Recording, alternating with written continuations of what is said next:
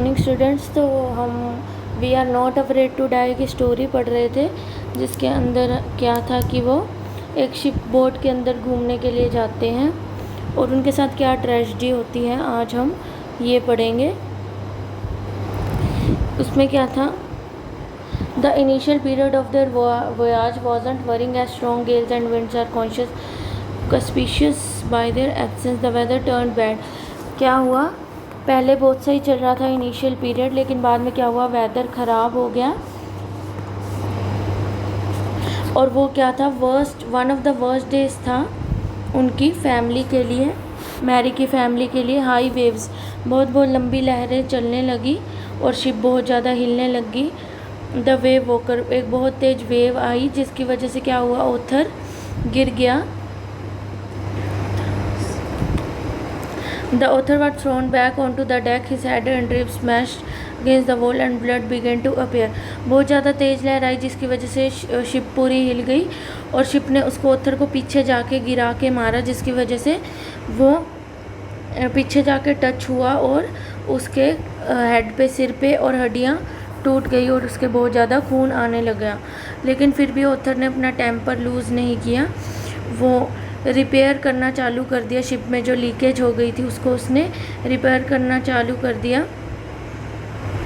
वो बहुत ज़्यादा remotest corner of the world पे थे जहाँ पे हेल्प भी इजीली नहीं मिल पाती, तो बहुत डिफ़िकल्ट उनके लिए सिचुएशन हो गई थी कि ये सबको हैंडल करना। लेकिन ऑथर ने बिल्कुल भी होप नहीं, उम्मीद नहीं छोड़ी। सुज़ैन, उसकी वाइफ को भी बहुत ज़्यादा हेड इंजरी हो गई थी, उसके आर्म पे डीप कट आ गया था, लेकिन वो भी बहुत ज़्यादा ब्रेव, ताकतवर थी वो। उसने अपनी चोट के बारे में बिल्कुल नहीं बताया, वो अपने पेरेंट्स को बॉदर नहीं करना चाहती। सुज़ैन, उनकी लड़की, उसको क्या हो गया था, चोट लग गई थी, लेकिन उसने अपने पेरेंट्स को नहीं बताया क्योंकि वो माहौल समझ रही थी और they were trying to save everybody on board. वो सबको बचाना चाहते थे, अपनी चोटों वगैरह के बारे में नहीं सोच रहे थे। उसके बाद क्या था, शिप बहुत ज़्यादा ही बैड कंडीशन में थी।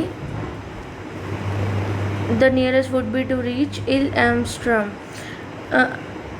एक फ्रेंच साइंटिफिक बेस है, एक सिटी है एम्स्टरडम, वो ही उनको सबसे ज़्यादा नियरेस्ट थी। और उन्होंने पूरी कोशिश की कि वो वहाँ पहुँच पाएँ। However their respite was short lived when the dark clouds began to appear again.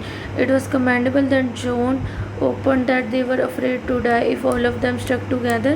It was an example of unity and oneness.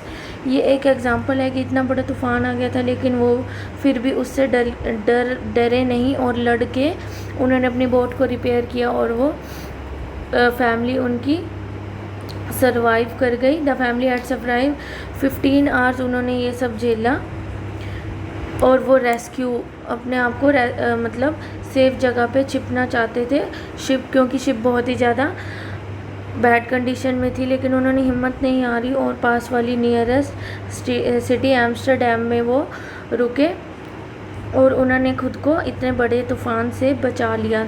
तो इस स्टोरी का नाम क्या है, we are not afraid to die. हमें डरना नहीं चाहिए, मौत के से हमें डरना नहीं चाहिए। अगर हम साथ में हैं, टुगेदर में, हम किसी भी चीज़ का सामना कर सकते हैं। जो चिल्ड्रन थे उन्होंने भी मौत के बारे में नहीं सोचा और अपने पेरेंट्स को एक थैंक यू कार्ड दिया क्योंकि उन्होंने मेहनत करके सबकी जान बचाई थी।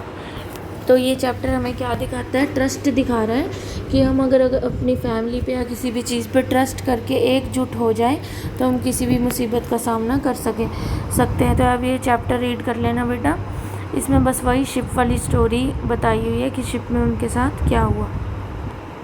ओके।